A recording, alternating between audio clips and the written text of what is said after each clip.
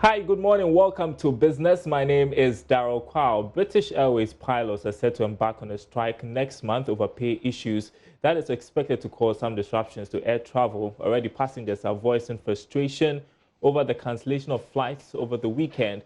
Here to break it down for us is my colleague Sheila Tamaklo, who's been following this development from our newsroom. She's in studio with me. Let's begin with the confusion over the weekend. Sheila, what do we know about what sparked the confusion and its relation to the strike that is expected next month? Okay, so over the weekend, some flights were indeed cancelled, but others were due to an error. So those ones were for future flights.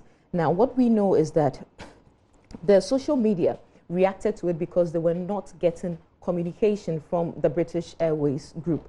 So some people actually took to social media to express their frustration, and they were attributing it to the impending strike. However, the airline later responded, explaining it was an error. Yeah, do we know what caused the error? Well, they said it was an email, actually, that was issued to most of these passengers that they would have their flights cancelled. That was between the period of 8th and the 12th of September. Right, let's talk about the impending strike. What do we know is the reason for the strike? We understand it's about pay issues. And what's going to be the impact of this on travel? Okay, so earlier this, in the summer, the pilots actually, expressed their concerns about their salaries. So they decided to go on a strike.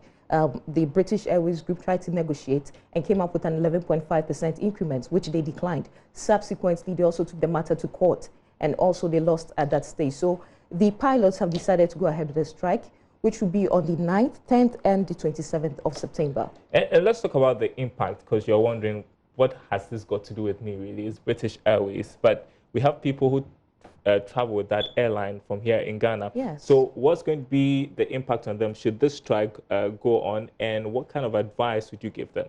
Okay, so the impact is going to be very huge, actually. You know, British Airways carries over 145,000 passengers on a daily basis, and they go to over 180 destinations. That should tell you that they have a flight to almost every corner of this globe. So definitely people from every corner are going to be affected.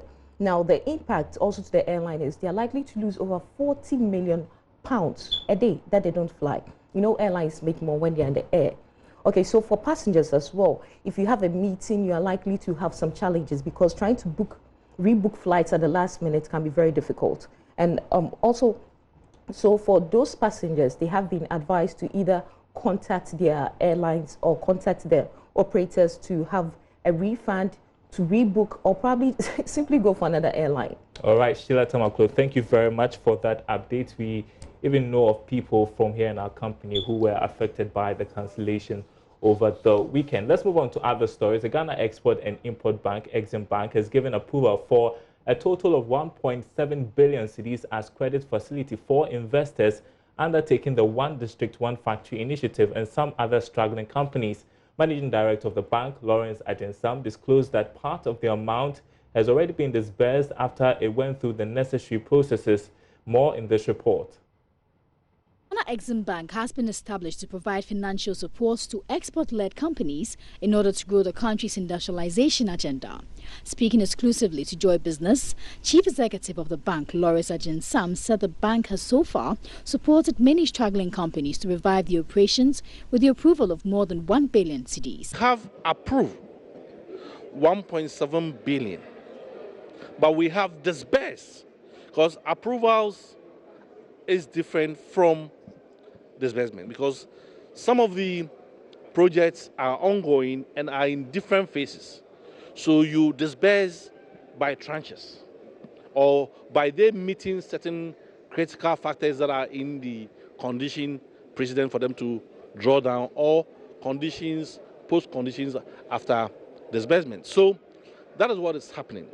In that space, we've disbursed almost 600 to 800 million.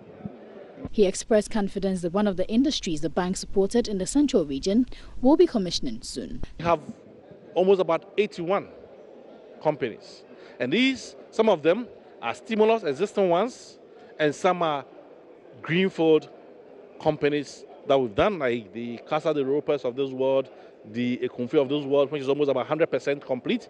But Ekunfi should be commissioned just about next month. You are sure of that? I'm very sure of that.